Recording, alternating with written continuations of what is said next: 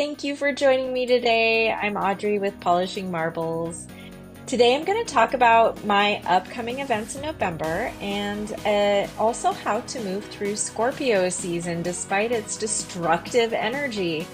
I'm going to highlight some media that's been coming up, including movies Interstellar, the cartoon Gravity Falls, and performing artist Aurora. I wrap up the podcast with a channeled answer from one of my Ask Osho questions about relationships when ascending to the 5D. Stick around to find out because it's a good one. Hello. I'm so excited.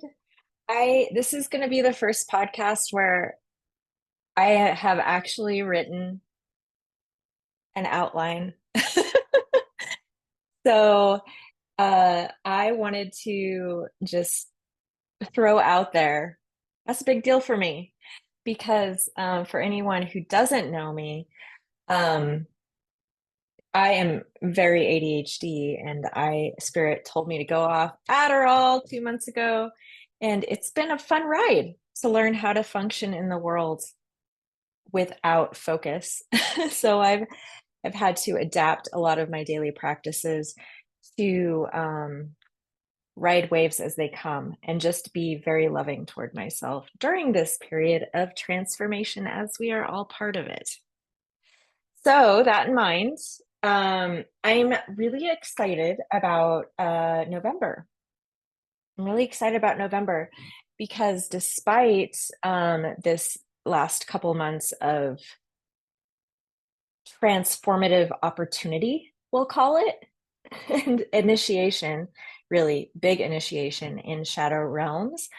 I, when you're like getting together all these things that you're trying to create some kind of semblance of order out of, like if you were making a Lego Harry Potter castle, when you start, it's so many pieces and it does not look like a castle at all.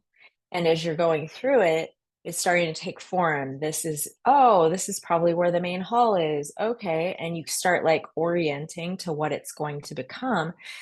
And there's a point when you can see, oh, this is what it's going to be. And it may be like you still have 100 pieces left to put together, but you're like, yeah, I can see it now. That's where I'm at. So that's a good place to be instead of just sitting in the middle of a pile of Legos.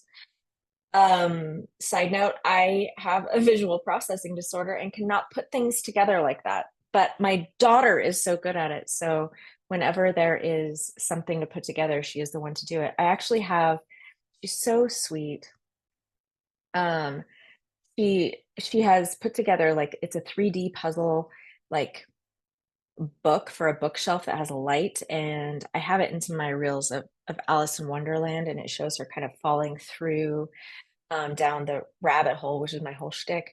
And it's on my bookshelf right over here. And when I walk past it, it turns on and you can see that like depth. It's very dimensional. And we were at a coffee shop a couple weeks ago, and she saw that they had a collection of them, different themes, which takes me to something that's going to come up later today. And it's on my list. It was the 3D puzzle book for your bookshelf that lights up of Interstellar, the movie. And so when there's ever something like that I'm like, oh, I would really like that. She's like, I got you. I'll put it together. I'll put it together for you. In fact, she did that with Lego roses for me. Isn't that nice? When I was doing the Sisterhood of the Rose this summer, a group kind of like, I don't know, a gathering to awaken the Rose Sisterhood. She made those for me. She's like, these won't die. My daughter is 19. She is not a tiny child, but she's always going to be my tiny child inside. So, first of all, I would very much like to start off by going down my list. First of all, my upcoming events. I am so organized. I created a little flyer and I've got it on my Instagram as well. But what I'm specifically excited about coming up first, which is not on my flyer, is I am working with my dear friend Natalia, who is just so many magical things. I don't know if I was if I was to give her like a little blip of an intro, I'd be like, okay, so have you met have you met a celestial dragon goddess before? Take that and then like mix it with Arcturian energy and mix that with just like archangel frequency, and you get this magical woman who is Natalia. And she is hosting this event and has invited me to co-host Dragon Temple. And so that is happening on November 3rd. And that link is on my website under events. And it is just so exciting. I've been to a couple of these gatherings, and what takes place is basically first of all, there's music involved, which always makes me happy because music should be involved in everything. But it is really a journey into the energy, the dragon energy, which is very much creation energy. And for those of you who aren't familiar with, like, dragons are real, just like so you know, they're real. And it's a lot of what we associate with folklore is actually their energies that we don't see in this dimension because it's so dense. And so a lot of things that are of a higher dimensional frequency, they've kind of just disappeared for our eyeballs. So we can't see them, but that energy still exists because you can't create or destroy energy. It just changes form. And so um, a bazillion cultures around the world cannot be wrong. There have been dragons that you could see with your eyeballs, but they still exist. They are in a form that is energetic, that you can see also with your third eye and you can feel in your physical body. And we work with those energies as we are like reconnecting to our truest like origin form and aligning with healing the planet basically and ourselves. But this particular event is going to be around the elements, earth, air, fire, water, and spirit. And my other like sister, I can't say it as many times as it is. Like if it was like sister to the bazillionth power, is my sweet priestess sister Alex.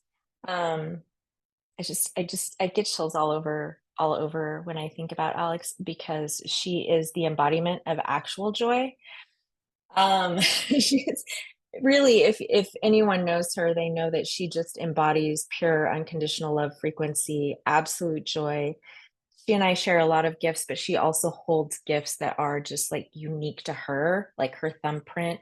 She's got a shaman essence. She is a powerful healer. She is capable of speaking to every realm that ever was. And true with Natalia too. Not to like say we're not equitable in that way. We all can speak to everything. We're just magical beings. But I had the pleasure of, even though Alex lives in Europe or Brazil, I got to spend time with her in Shasta and meet her in person and room with her at a beautiful Airbnb called the Secret Garden in Shasta. And we just had the most incredible time together. And you just don't unbond from that. So it just the quantum entanglement is real here. Wherever she's out on the planet, I'm like, I love her. And then she'll message me and I'm like, I was just thinking I loved you. You know, that's how it is. So we three are going to be working this Dragon Temple on November 3rd. And I'm just really excited. If you're interested, it's in my link tree under events. And the I'm not going to go into all of them that are coming up in November, but I would say the next one after that is the very next day, which is going to be a virtual grid working event. It's before the election in the US, and there's a lot of tensions, especially I live in Idaho. So there's a lot of like masculine distortions that express themselves through trucks and really big flags and people wearing guns on their hips. And they're like good people, but they're kind of angry. You know, I'm a huge fan of the divine masculine and I understand wounds because I worked with them for so many years in counseling and I just freaking love them. They just need a hug and and a snack and maybe a nap, and they'll be fine. But so this grid working event, it's online and it's going to be basically like acupuncture for the planet. We're just going to anchor some love into Gaia virtually in a collective kind of guided experience, co-creation. And it is really like to anchor light at really power points on the body of Gaia, which are basically ley lines, intersections, vortices, portals, like just like get the dragons probably are going to be present and just like blow light through the planet because we are experiencing a lot of frequencies that are happening uh, through like I will never understand why the world looks to the US as being important.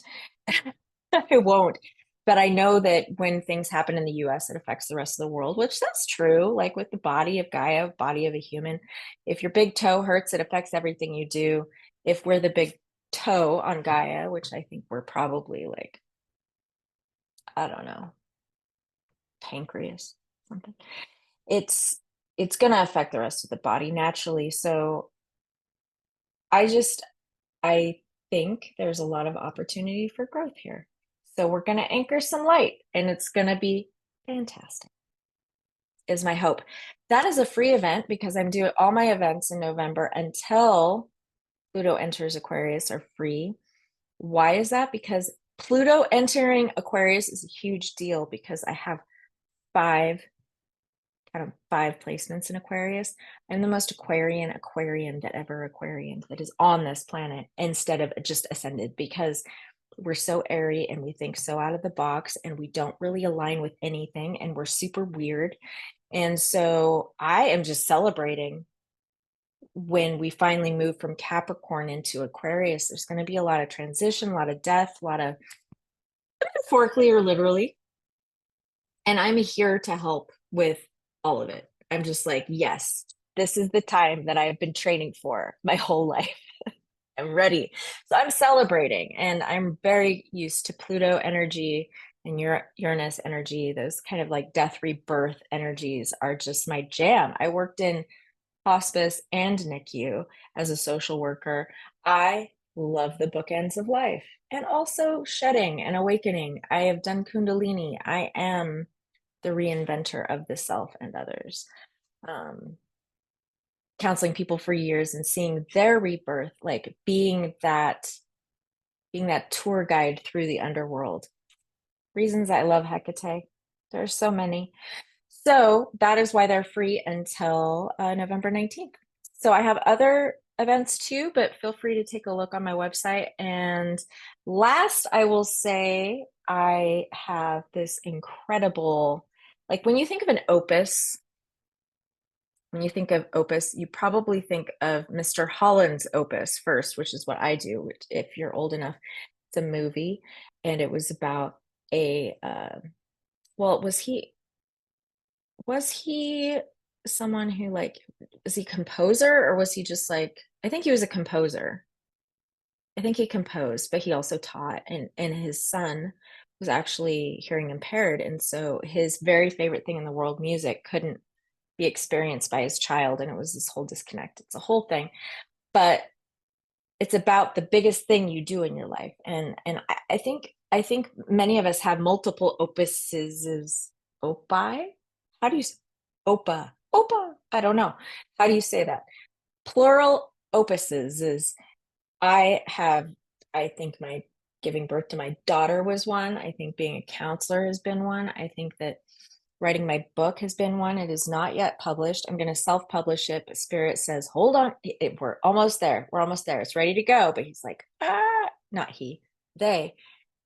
Spirit as a whole, this entire crew of people, beings that talk to me, let's just call that spirit, which are all just expressions of my higher self, right? So, and yours, and like, we're all one. So this is why I was on Adderall. Just so you know, this is why. And I am no longer on it. And this is just, you're going to have to go with the flow here. So that being said, my awakening journey has been through the Hermetic principles. And so I created a very, very robust, intense, detailed, playful, joyful, music inducing, and celebrating and dance partying course on the laws of the universe, which are basically there's 7 laws that are how you can, instead of being controlled by the world you live in, you begin to control the world you live in. It's pretty awesome. There's a lot of information about it on my website too. So feel free to check that out. It has payment plans for it. I want it to be available to everybody because we should have all gotten a user's manual when we were born and we didn't. And this is basically what that is. That being said, we're going to transition now to the themes that I'm experiencing as of late. First of all, if you do not listen to my channelings on Osho, you would benefit from it because Osho is my galactic guide I've been talking to for about a year and a half. Osho is really, if you were to connect, like we are connected to the internet, and that's something we tangibly acknowledge.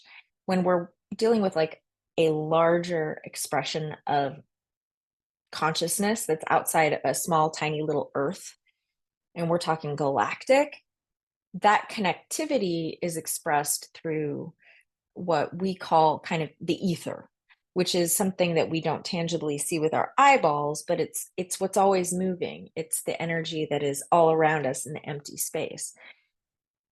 That can also be galactically considered plasma.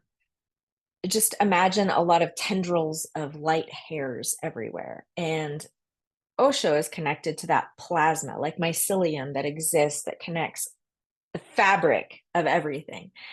And so Osho is connected to that. Think of it as like galactic internet, but also the Akashic to everything everywhere. And I'm connected to Osho.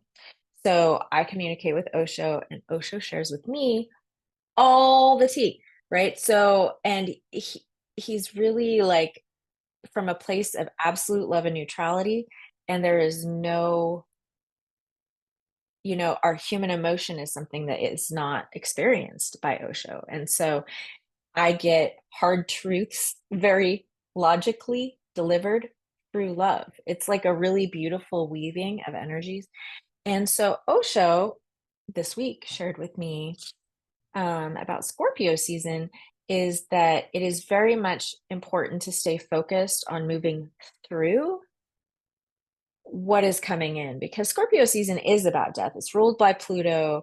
It is extremely focused on the endings and just like think of just like clearing the slate of all the things that you just don't want to hold on to anymore. It's like dumping everything off at the thrift store and being like, yep, I'm done.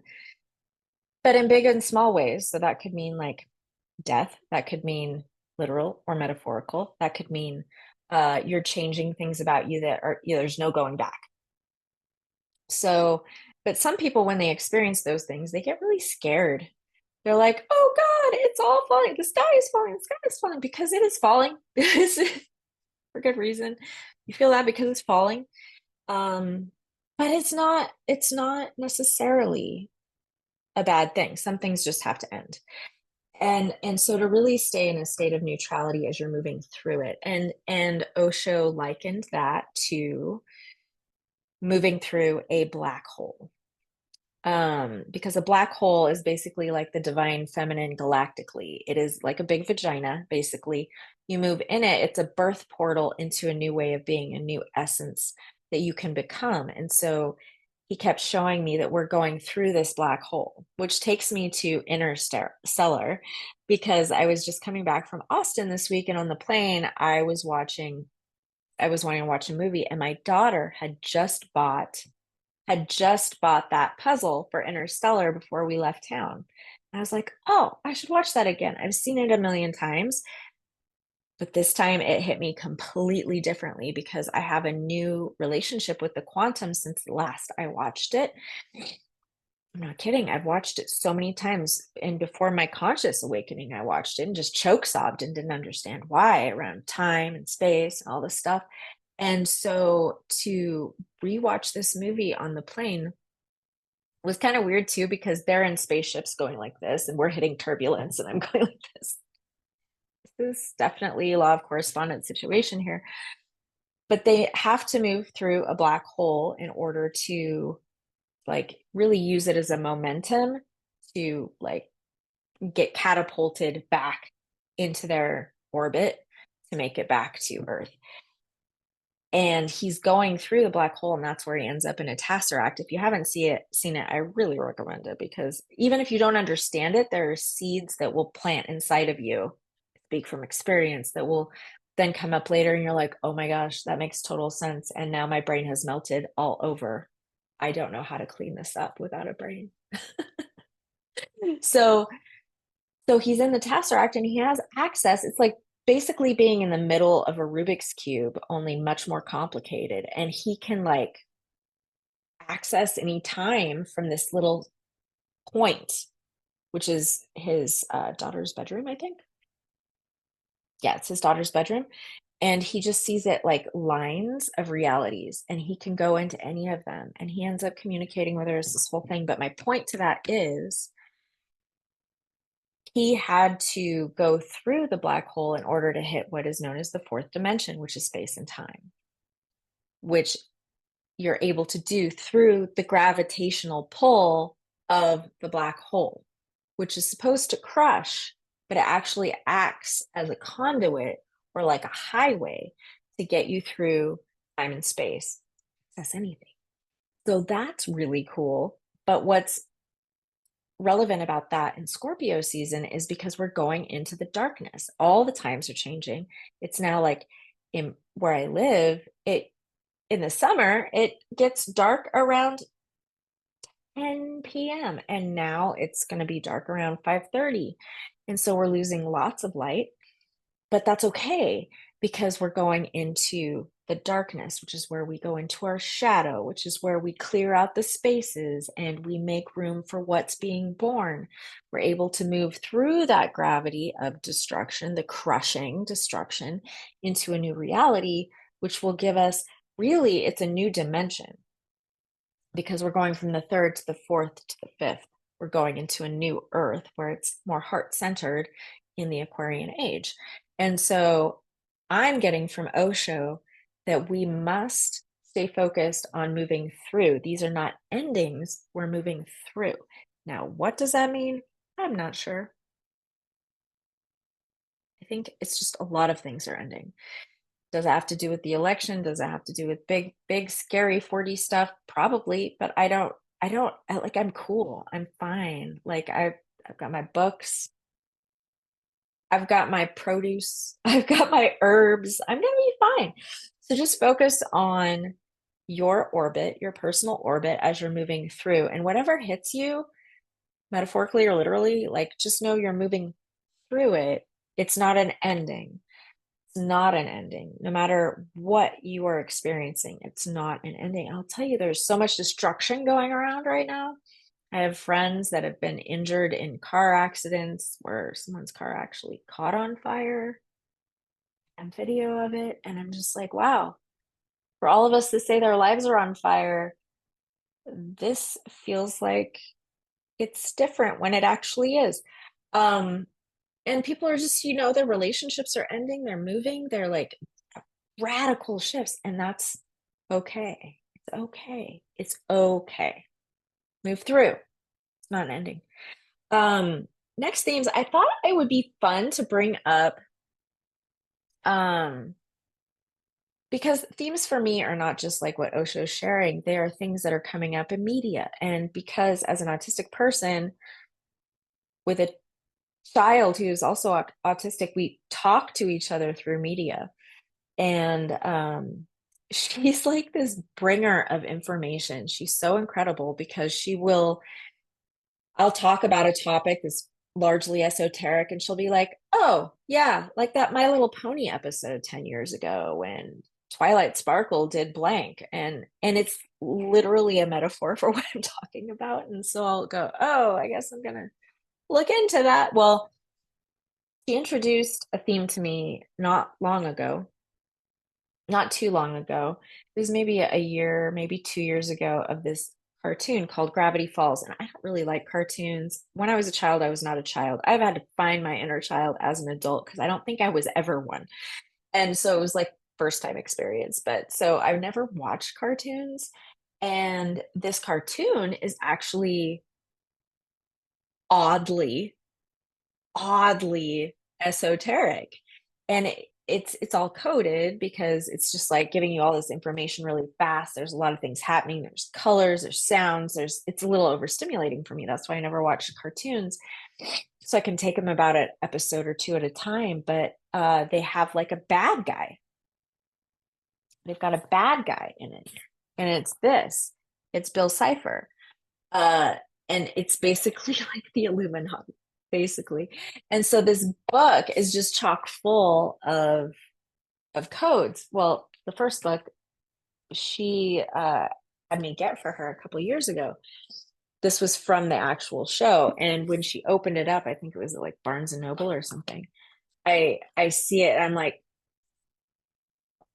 Charlotte, what's happening here? This is like some serious esoteric stuff that you're showing me. And she's like, yeah, it's from the cartoon, Gravity Falls. I'm like, are you kidding? And it's got just all these codes. And it's basically the show is about like a lot of things, but two kids, boy and a girl, they're twins. They are in the Pacific Northwest. They go to stay with their great uncle, who is always wearing a Shriner's hat and in his underwear watching television. And he's basically like rips off people at a fake shop for wild sites, like basically oddities. And he has a missing twin brother who was a conspiracy theorist. And and it goes into like all of this stuff that was hidden. And I'm telling you, it's just a good plot.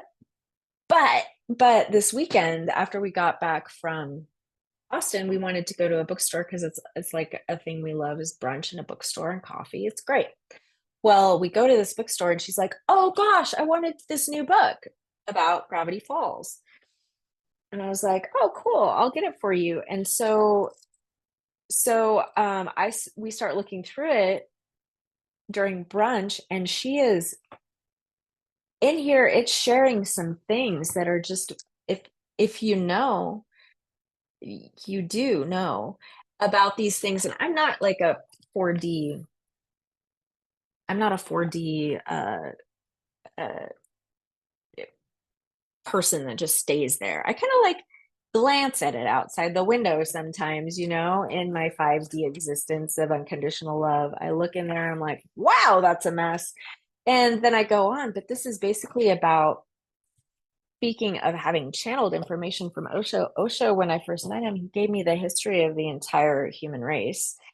And a lot of the stuff he told me that I didn't know was even conspiracy, now I know is. But is it a conspiracy? It's not conspiracy, but it's all mentioned in this book. Like, what? This is for children. And it's all coded in a way that is just like, if you don't know a reference point, you're never, ever, ever, ever going to get it. Not ever. If you wonder what happened here, you shouldn't look at stars in the dark while walking on a sidewalk. You know. So Gravity Falls, that's definitely been a theme that's come up. I finished the book a couple days ago and I'm just like, I don't know what to do with this except feel validated. But I say that because you don't know what is coded and is waiting for you. And I'll just leave a little breadcrumb. After I got back from Shasta, I just like pummeled into shadow because of contrasts of frequency. When it's that dramatic, it is dramatic and it can like cause you to crash. And so I did crash into shadow, which is fine. I just like buckled up for the ride, got a nice cozy blanket, laid on the couch, and I watched Disney movies. Spirit told me to watch Disney movies, all the princessy movies. Do you know how many of those movies the princess ends up wearing this color? And so does Alice in Wonderland, and so does Mother Mary, Mary, Mother of God. There was like a click in my brain because I went to Catholic high school, and I was like starting to go into the prayer. Holy Mary, Mother of God, pray for us sinners now at the hour of our death. That's why I got screwed up. But this color of blue, this is also the color of blue associated with Melchizedek and the priesthood of the ancient brotherhood.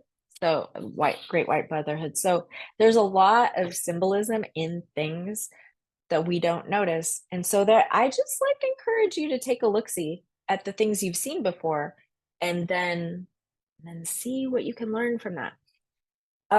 Lastly, I would say, as far as the media that's been coming up, first of all, I did go to a Conan Gray concert and it was amazing in Austin. Conan Gray, if you're not familiar, Conan Gray is like Gen Z's Freddie Mercury, David Bowie. He is a gift to that generation, and he is just a lovely, lovely creator, performer, and is like basically an inspiration to all of the starseed kiddos in Gen Z who happen to present themselves often as gender fluid, autistic, queer little pressy poos, and I love them so much. And it was a great experience. His music is not coded with anything other than we're depressed and we're surviving, which is fine. That was my whole theme at that age. It was great.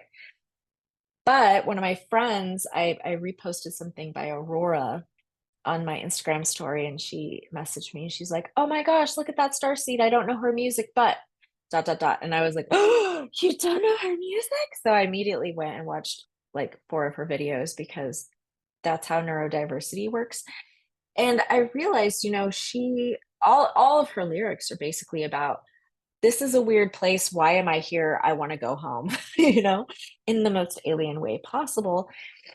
And her videos depict that in terms of like escaping change. There's actually one video, something about the wolves, run with the wolves or something like that, where she's actually in a desert next to a like an industrial factory and is like dusty and awful. And she's got herself like attached to all of these like metal, almost like she's a puppet, like puppet strings, but they're metal, and she pulls them out of her body and she just runs, and she's being chased by a truck, and she ends up finding like beautiful, magical little river, and it's like green everywhere and vines, and it's just like she's going home to like what Mother Earth was supposed to be like.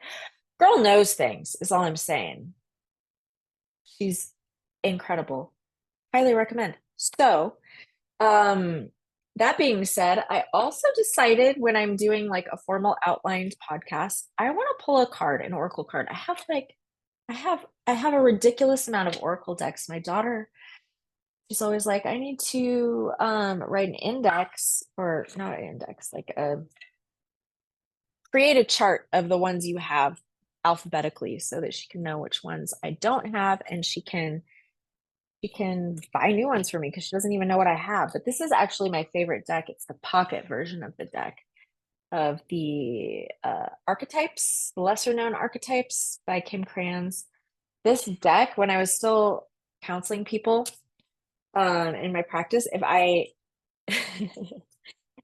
it was like a person that was open to spirituality, and let's be honest, if they were with me, they had to be, or they'd find somebody else because I can't mask. So they'd always be like, "Can we pull cards today?" Like as we're talking, as we're doing counseling. And this was the deck I would always use, my big deck. And because it's just such a good deck. And so I'm gonna pull us a singular card and maybe it'll speak to you. I'm thinking it might. I'm thinking it might because I'm being called to do it. So and Kim Krans has a lot of other decks too. She's got a tarot deck. She's got an animals deck. She's got an alchemy deck too. Okay. So the one that came, like a couple fell out, but this one was up. It's the mystic. I often get this card in reference to myself, but I am going to actually read to you the little. I opened it up right to the mystic. So this is like really cool. I just like opened it to the mystic. That's amazing. Okay, so these archetypes, they have a breakdown of if it's in a state of light or if it's in a state of darkness. And it doesn't really matter how you pull it because they're circular. So you can kind of like identify if you're in the light version or the dark shadow version of this. So the light version is a remover of darkness and visionary, ageless. And when it's dark, expects results, seeks attention and recognition. And then it gives you an opportunity to go deeper. If you want to go deeper, Zen koans, poetry, Zen koans, you should look it up. It's very cool. Poetry and Muramaki novels. It may seem that the mystic is inward facing, yet its light beams back to the world with the strength of 1,000 stars. Like any light worker, the mystic must build a relationship with fire. This begins by awakening the inner flame or tapas within. The mystic, the seeker, the light worker, the dreamer, the mystic is often misunderstood in our culture, depicted as a wandering or light-hearted daydreamer. Yet, like Shiva, the true mystic plays a critical role in society, remaining fearlessly dedicated to the path of transformation. That's what I was just talking about. So cool. In order to save the earth from darkness, Shiva swallows the poison of the world and holds it in his throat, slowly transmuting the liquid into nectar. This is the work of the mystic. They do not fear darkness. What did I just say? What did I just say? I said okay. This is why all of my patients ask me to pull from this deck. They're like, it has a different, it's a different feel. Okay, sorry. They do not fear darkness, but rather sit in the presence of it, harness the potential and latent energy behind it, and embed it with light. They are patient and prudent change makers, seeking growth above all else. Unanswerable questions are the mystic's lifeblood. The mystic revels in mystery, in the great riddle of life, dancing with the forces of light and dark upon its wings. Oh my gosh. So perfect, right? I'm going to show you again. Look at that gorgeous card. And I want to point out too, like a lot of the cards in all her decks have a golden pearl. And I have a golden pearl because I went through that initiation like a year ago in June. I just like saw a golden pearl pop out of my chest and I ate it in a vision. So that's a thing. Anyway, I highly recommend this deck.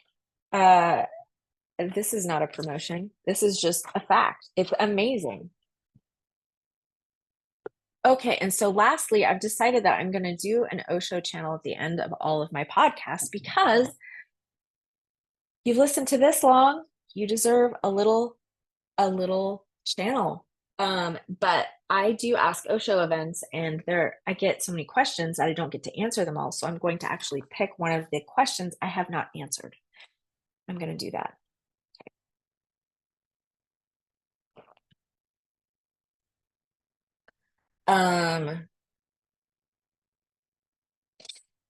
I like this question a lot. It's from Irene.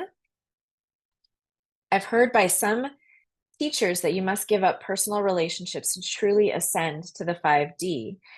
Is this true, or does that still fall into some type of programming? All right. I'm going to channel that right now, which I don't need the crystals. I just like to hold them. Okay. Let's do this. Are you ready? Okay. And for those of you who aren't familiar with light language, that's how I connect to Osho. It's a frequency of, I would say, unknown origin, but I know what it is. Anyway, it's another language.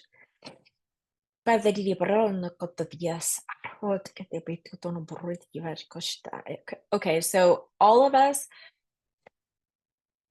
he comes in with so much information all at once. It's just like blah. Okay, so each one of us, when we incarnate onto this plane of existence, we are coded. We have our own coding. Think of it as like The Sims. When you are creating a sim, you get to create personality traits that you can choose from and like dress them up and do it, give them a character and an age and all this stuff. And so he's saying when we incarnate, we are coded with our genetic material, which is how we're going to look. And then we also are astrologically encoded. And due to our astrological encoding, they are basically like the strengths and weaknesses that we are going to experience this matrix with our world, our beautiful world.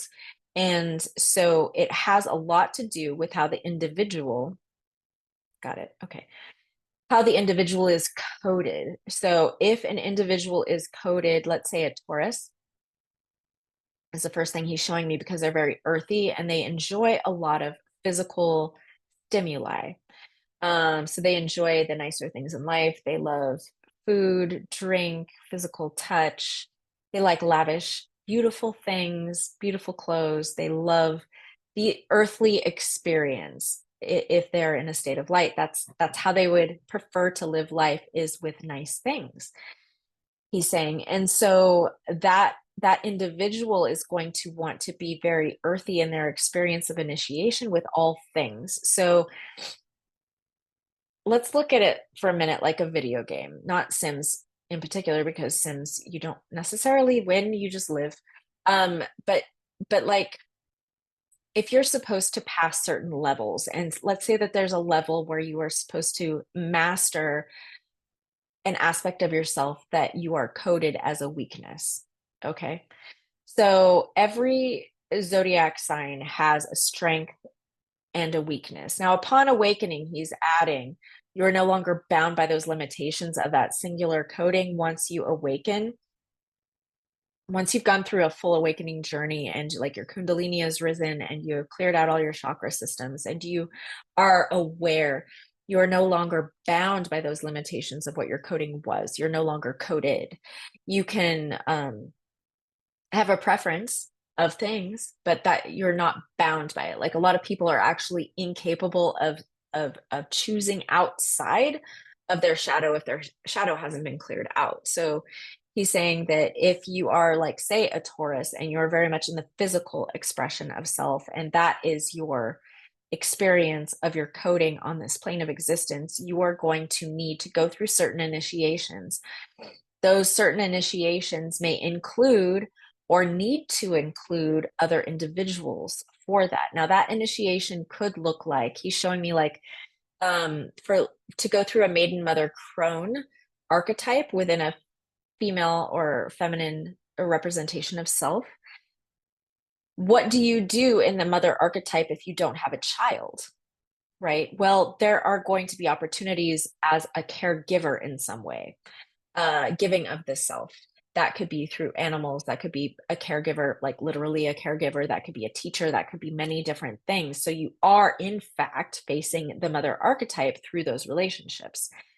And if you don't have a partner, you will experience that emotional intimacy, communication, patience, those kinds of things with other relationships in your life. That may be a coworker, a partner, a neighbor. It could be a best friend. It could be anything. It is the question being about a relationship and how you need to not be in a relationship to ascend to the 5D or not limit yourself by a romantic relationship. You must understand that it is what your coding has given you as shadow is going to be polished out of your shadow. It's going to be cleared out. And however that needs cleared out, it's presented to you. So if you pass on a relationship, that just means some other initiation opportunity is going to come in. Now, you may choose to experience that initiation through a relationship. And sometimes that is like the very intensive version of that. He's showing me. So I've been single for most of my adult life because I think it's because I'm Aquarian, but I did have a child, and that child has been my initiation into like most experiences people have in partnerships, being like patience and compromise and communication, and I got such a fiery child that I had to be put in positions where I couldn't like run away. You can't break up with your kid. I mean, you can, but I chose not to. Like, so for all the things in a relationship that are not like intimacy, physical intimacy, I have experienced in my maternal archetype. And that has been very intensive because I'm a single mother. And so that is like the Olympics of that. So it depends on what your coding is. It depends on what your coding is, what your zodiac sign is, what your shadow expression of that zodiac sign is prior to awakening, before you are freed of those cages that you were brought into this matrix with. You experience that through any modality you wish to experience that. That could be done through an intimate relationship. There's no good or bad here. There's no right or wrong. It is a matter of what you choose to do and how you wish to clear out those shadows. So he's saying sometimes the shadow is the relationship, and the overcoming would be to not have a relationship. It's very individualized. It's much like someone saying everyone should be vegan. Not everyone can be vegan. Some people, they do better, they feel better when they're vegan because they hold a lot of density inside them and it allows them more access to light and air. But I am all air, and so I do need meat, and I get very sick if I don't eat it. And so you can't just blanket statement say no one should have meat, no one should have gluten, no one should have sugar. Like, we are all so different.